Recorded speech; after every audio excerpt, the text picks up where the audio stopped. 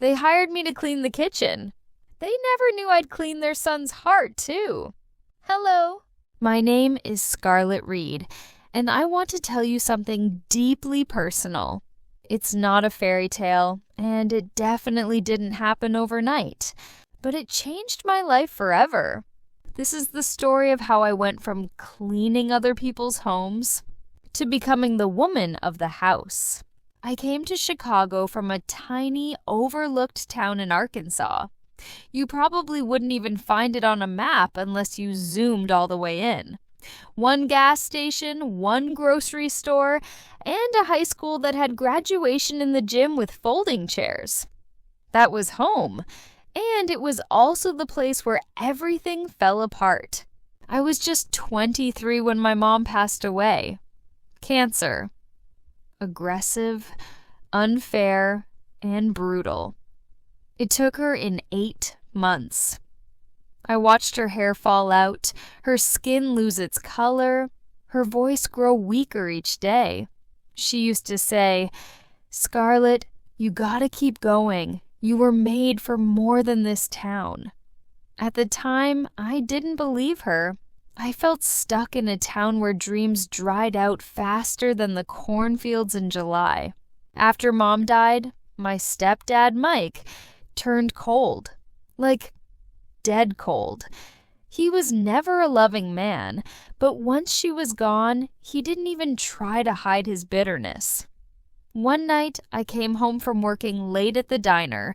You know, the kind that stays open until midnight and smells like old grease and stale coffee, and he had already packed a trash bag with my clothes and tossed it on the porch. "You're not my responsibility," he said. "Go figure your life out." That was it. No warning, no goodbye. Just one trash bag, a 50 tip I'd gotten that night, and the leftover 34 in my savings account. I didn't cry, not right away. I just stared at that bag for a long time, then sat on the curb and pulled out my phone. There were 2 messages from Mom still saved in my voicemail. I played them both. Her voice, so soft but steady, said, "You're brave, baby girl. Don't let anyone convince you otherwise." That night, I didn't sleep. I called a girl I knew from high school, Shayla, who had moved to Chicago after getting married.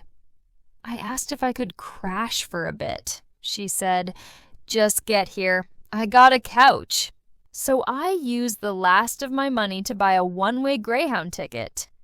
I packed my bag, 2 jeans, 3 shirts, a hairbrush, my mom's necklace, and a worn copy of Little Women.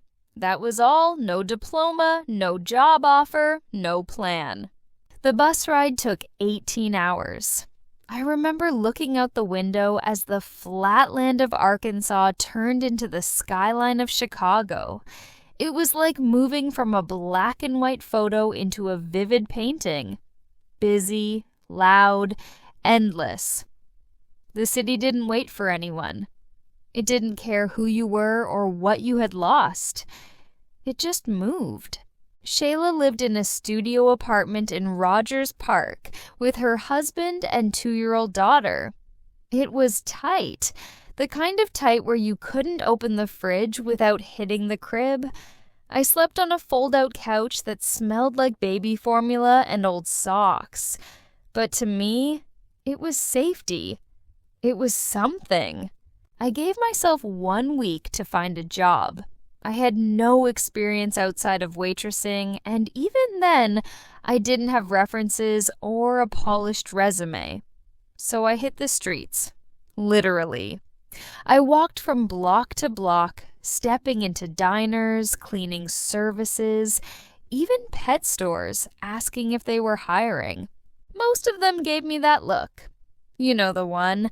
Polite smile, slight head tilt, eyes scanning you like you're a stray dog. "Sorry, sweetie, we're fully staffed. We need someone with more experience. Try back in a few weeks." I was starting to get desperate. Shayla was kind, but I could feel the pressure building. Her husband wasn't thrilled about me staying, and I heard them arguing behind the bedroom door more than once. On the 7th day, I sat in a cafe using the Wi-Fi to check Craigslist job ads. I was sipping a cup of coffee I couldn't afford when I saw it. Housekeeper needed, North Side, flexible hours, 20 HR, must be reliable, background check required. I clicked it, filled in my name, wrote a message from the heart, and hit send. The next day, my phone rang. "Hi, is this Scarlett? This is Mrs. Davenport. I got your message. Can you come for an interview tomorrow morning?" I had no idea who Mrs. Davenport was, but I said yes before she could finish. When I showed up, I was nervous as hell. The house was huge, like something out of a movie. Cream-colored brick, tall windows, a black iron gate, and a front yard so well manicured I was afraid to step on the grass. I wore my cleanest jeans and a navy blue shirt, pulled my hair back, and knocked. Mrs. Davenport was in her 50s, dressed like a woman who had never worried about rent a day in her life. But she was kind, asked me about my past, and then, surprisingly, didn't ask much else. She looked at me for a moment and said, "You seem like a girl who needs a fresh start." I nodded. I didn't even try to fake it. "You can start Monday," she said. 3 days a week. We'll see how it goes." I said thank you about 6 times and walked out holding back tears. On Monday, I started cleaning. At first, it was simple. Kitchen, bathrooms, dusting, floors. I worked hard, harder than anyone probably expected. I showed up early, brought my own gloves, and stayed quiet. I didn't want to overstep, but slowly, I started to notice things. Not just dust, but people. The Davenports had a son. His name was Ethan. He was in his late 20s, tall, quiet, and always buried in a laptop. A lawyer. The kind who wore cufflinks and read contracts thicker than my entire life story. At first, he barely looked at me, but over time, he'd nod when he passed by. One day, he asked if I wanted coffee. I said yes, surprised. "Scarlett, right?" he asked. "Yes." "You're not from here." "No, Arkansas." He smiled. "You say it like it's a bad thing." I smiled back. "Depends on the day." From then on, we'd exchange small talk. Nothing flirty, just human. And for me, that was enough. I was invisible most places. Being seen, even for a second, felt like warmth in winter. One Thursday, I was cleaning the upstairs hallway when I overheard Ethan arguing with his mom. "She treats this place like a hotel," he snapped. "She's had a hard life," Ms. Davenport said. "That's not our problem." I paused. Were they talking about me? "She works hard," his mother continued. "You could learn something from her." That sentence stuck in my head the whole day. But I didn't stop showing up. I couldn't afford to. Weeks turned into months. Mrs. Davenport began trusting me more. I helped her organize her closets, run errands, sometimes even cooked if she was hosting guests. She started calling me Scarlett, my lifesaver. "Ethan!" He started asking me real questions. "What do you like to do? Did you always want to move to a big city? Why'd you leave Arkansas?" At first, I was hesitant to open up, but I did.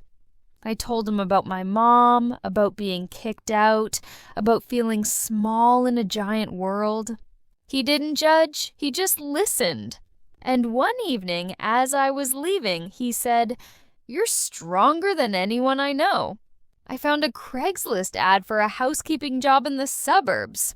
20 an hour, light cleaning, flexible hours.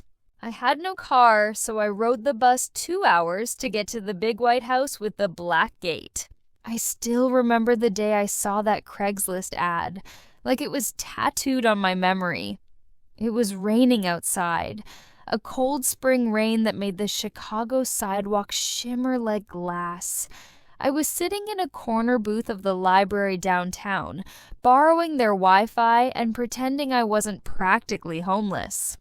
I had spent my last few dollars on a day-old sandwich from the gas station and a cup of instant coffee. That ad was a lifeline. Plain text, no frills, but it jumped out at me like neon. It said, 20-hour, housekeeper needed, suburban home, light cleaning, flexible hours, must be trustworthy. Email for details. The words trustworthy and flexible hours stood out. It made me wonder what kind of family posted this. Rich? Maybe too busy to clean up after themselves? Or maybe someone older, alone. Either way, I didn't care. $20 an hour was gold to someone like me. I could work a few hours a day, save up, maybe even rent a room instead of crashing at shelters and sleeping in Greyhound terminals. My fingers shook a little as I typed my reply. I kept it short but honest. Hi, my name is Scarlett Reed. I'm 24, reliable, and I've cleaned homes before back in Arkansas. I'm new to Chicago and available anytime. Thank you for considering me. I hit send and stared at the screen. Minutes passed. Nothing. I checked my email every 5 minutes for the next hour. Still nothing. I started to second-guess everything. Was I too honest? Should I have lied and said I had years of experience? Later that evening, while waiting at the shelter check-in line, I got a reply. My heart skipped.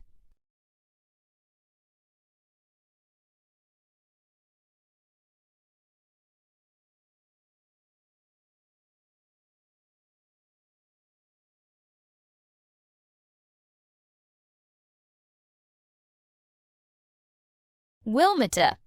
I quickly looked it up. A northern suburb, rich area, beachside mansions, according to Google. That made me nervous, but also excited. Maybe they had a guest house or something. Maybe they'd let me crash in a laundry room for a while if I did a good job. The problem was, I had no car. Public transportation to the suburbs was a nightmare. I spent hours planning my trip. I'd have to take the Red Line north, transfer to the Purple Line at Howard, then catch a bus that ran every 45 minutes.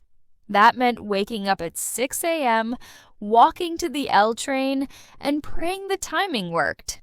Still, I didn't care. I couldn't afford to miss the chance. That night, I didn't sleep much. I lay on the thin mat in the shelter dorm, staring at the cracked ceiling, hearing women shift and whisper around me. I clutched my backpack tight. Everything I owned was in there. My birth certificate, Mom's old locket, and a few worn clothes. I was terrified it might get stolen while I slept, so I stayed awake, going over what I'd say when I got to the house. Hello, I'm Scarlett. Thank you for having me. Over and over. The next morning, I bundled up in a clean hoodie I'd found at a donation center and made my way through the city, watching Chicago wake up around me. Commuters with their coffee cups, moms with strollers, joggers in fancy gear. I felt invisible among them, like I was part of the background. But deep inside, something told me this was the beginning of a chapter. I just didn't know what kind yet. The train rides were long but quiet. I practiced slow breathing to calm my nerves. When I finally got off the bus in Wilmette, I felt like I'd stepped into another world. The sidewalks were wide and clean, the trees perfectly trimmed. The houses looked like they belonged in magazines. Big porches, white fences, perfect lawns. It was the kind of neighborhood where everyone probably had a golden retriever and drank oat milk lattes. I pulled out my phone and double-checked the address Linda had emailed me. 1270 Maple Ridge Lane. I walked up a tree-lined street and there it was, the biggest house I'd ever seen. 2 stories tall, white wood with black shutters, and a black iron gate in front. It looked like something from a movie. For a second, I hesitated. What if they looked at me and said, "Sorry, wrong kind of girl"? But I told myself, "You made it this far, Scarlett. You can do this." I rang the intercom and waited. A woman's voice crackled through. "Yes? Hi, I'm Scarlett. I'm here for the housekeeping trial." There was a pause. Then the gate buzzed open. I walked up the stone path, heart pounding in my chest. The front door opened before I could knock. A woman in her 50s stood there, tall, thin, wearing workout leggings and a ponytail. She had a calm, reserved smile. "You must be Scarlett," she said. "Yes, ma'am. Thank you for inviting me." "Call me Linda. Come in." The house smelled like lemon polish and fresh flowers. It was spotless but not cold. Warm hardwood floors, big windows, lots of light. I took it all in while Linda led me to the kitchen. "We've had housekeepers before," she explained, handing me a pair of gloves. "But none have lasted long, too much attitude or too little work ethic. We're looking for someone consistent and humble." "Yes, ma'am," I said quickly. "There's no need for ma'am. Just do your best. I'll give you a little list. If things go well, we'll talk about keeping you on." She left me alone in the kitchen with a list that read, 1 clean counters, wipe cabinets, sweep mop floor, organize pantry. Simple, straightforward. I got to work. For 2 hours, I scrubbed and swept and organized like my life depended on it. Because it did. I wanted to impress her. I wanted her to say, "You're hired." I wanted to feel useful, like I had a purpose again. Linda checked in once or twice. She didn't say much, but I caught her watching me from the hallway. By the time I was done, the kitchen shined like a showroom. She came back in, looked around, and nodded. "Nice work," she said. "Can you come again tomorrow? Same time?"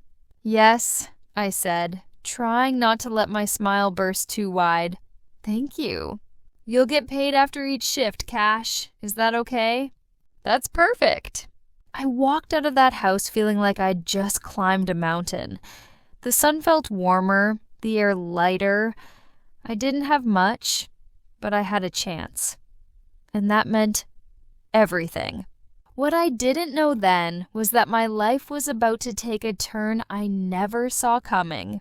Because someone else had been watching me that day. Not just Linda, but her son. And everything changed because of him, and that's how it happened. From a girl sleeping on shelter floors with 84 in her backpack, to a woman who now wakes up beside a man who once lived behind that black gate. I didn't chase love, I chased survival. But somewhere along the way, between scrubbing kitchen tiles and folding someone else's laundry, I found purpose, dignity, and a future I never dared to dream of. Ethan didn't fall in love with a maid. He fell in love with a woman who refused to break, no matter how rough the world got. And I fell in love with someone who didn't care about where I came from, only about who I was. Today, I help run a small cleaning business of my own. We hire women like I once was, lost, tarred, overlooked. We give them jobs and maybe a little bit of hope too. Because if there's anything my journey has taught me, it's this. You can start at the bottom and still rise higher than you ever imagined. If you stay kind, stay strong, and never stop showing up. This isn't a fairy tale. This is my truth. My name is Scarlett Reed, and I went from maid to wife, from surviving to living. and I wouldn't trade a second of that journey for the world. If this story touched your heart, don't forget to like, share, and subscribe to English Stories Box. Because here, we don't just tell stories, we tell truths that speak to your soul. See you in the next one.